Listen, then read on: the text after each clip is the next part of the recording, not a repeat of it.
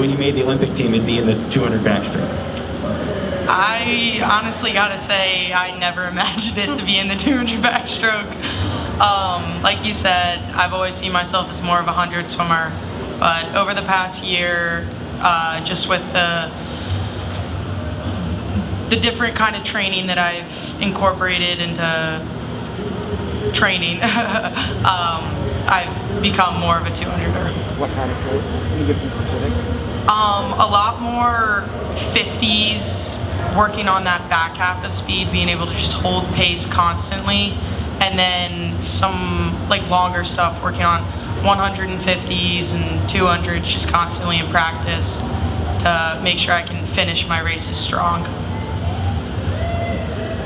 So Ryan, being a Utah native, I don't know how many swimmers from the state of Utah have made the Olympic team, but what is it like? I mean, we've had a swimmer from Alaska make the team and now a swimmer from Utah. Just what is it like to represent your state, which is not known to produce many great swimmers like yourself, but what is it like to represent Utah on this level and to be an Olympic swimmer for that state? I would say it's really special. I've had a lot of people reach out to me from home that they're somewhat friends or old family friends that I just had no idea that they were watching, so it kind of gives me a lot of honor, I would say, to represent the state. Question for both athletes. If each of you could just tell us how the race unfolded from your point of view and your emotions when you realized that you had touched the wall first and second. I knew that my competitors were gonna go out pretty quick, and usually I like to kind of pace myself that first 50, and so seeing them on my sides, I could tell they were going for it, and I just had to stay calm and know that my back 100 was really where I needed to push it, and I felt like I kind of achieved that in the race. And then I guess looking up at the scoreboard, it's like a lot of emotions, and then you see like, oh, first, second, and you're just like, oh my God, like it's just such a special moment, and now getting to share it with Ryan, that's just incredible.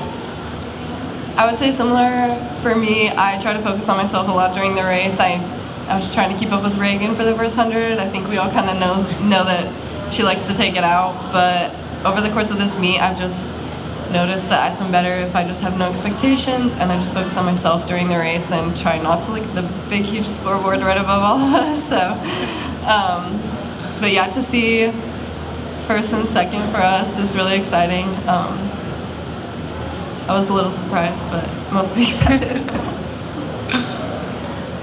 All right, some races here at Trials, obviously with Katie Ledecky and others, the race is kind of for second place. The backstroke for the women has never been that. It's been one of the deepest stroke, and there's 10, 12 contenders in both distances every year, every kind of meet there is. What is that like for you guys? Every meet, whether it be an NCAA meet or even a conference championship meet in college or USA Nationals or Trials, knowing that many people have a shot every time. What is that like for you guys? I like it. I think it's kind of fun to just say, like, it's anybody's game. There's never someone that you know is going to win every time. So it's not like a toss-up of, oh, who's getting second. It's like anybody could win, you know? Yeah, I think it makes it more exciting for the audience. The tighter races tend to just get the crowd more on their feet and cheering louder. So it's as she said, it's exciting to see it can be anybody's game for first and second. Hey Ryan, Megan Soyson from NBC. I'm just wondering if you can tell us about your kind of journey through the sport and when you started, and if it was your first love, or were there other sports that you enjoyed playing before swimming or while you were starting swimming?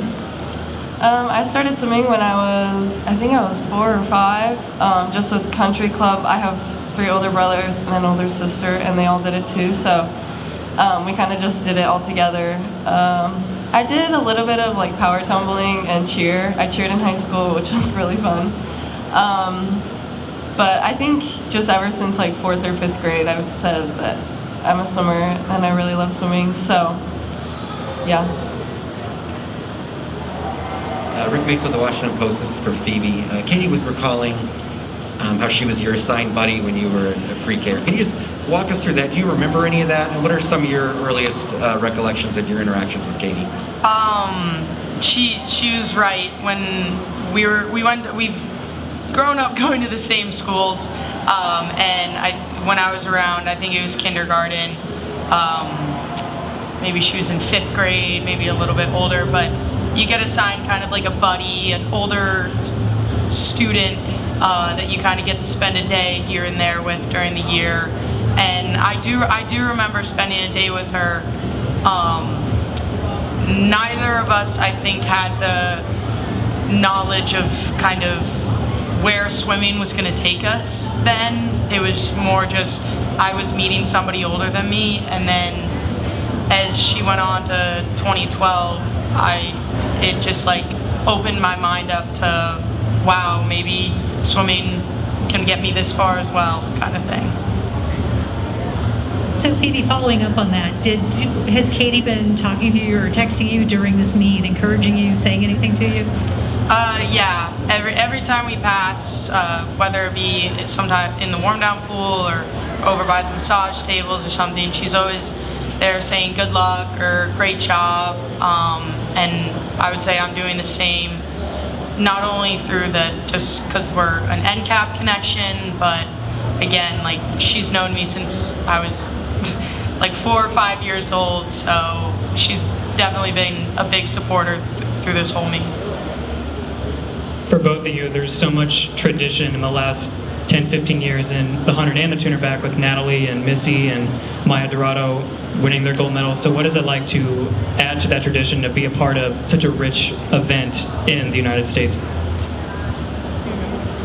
Well, all 3 of those names have just been names that I've looked up to kind of my whole swimming career, and now to kind of be thrown into that mix of names is just incredible, and I cannot wait to represent the country and be part of kind of the legacy that we have, the 200 back.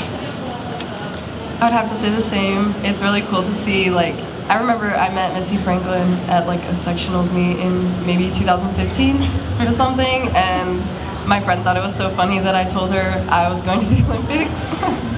But looking back, I would just say that, I mean, she handled it well. She said, okay, yeah, you should do that. I think it's just really cool. It's people we look up to, and now there are hopefully some kids looking up to us as well. So. Where was that sections meet? I think it's at Mount Hood in Washington.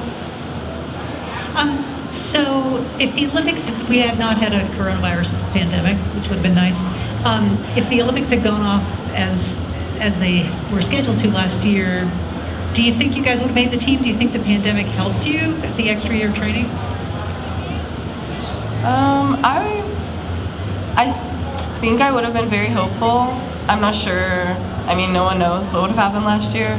It's kind of frustrating sometimes, but I would say that I'm thankful that it happened because I think it gave me an extra year to get stronger and faster. So. Yeah, I definitely don't think my 200 backstroke would be where it is today a year ago. I think my head would have been more in focus to the 100. So having this entire year to switch and learn how to swim a 200 has definitely been a big help. And as Ryan said, like, I don't really know where I would have placed a year ago. So I would say this year definitely helped. Perfect. Thanks, everyone. Thank you. Thank you. Congratulations.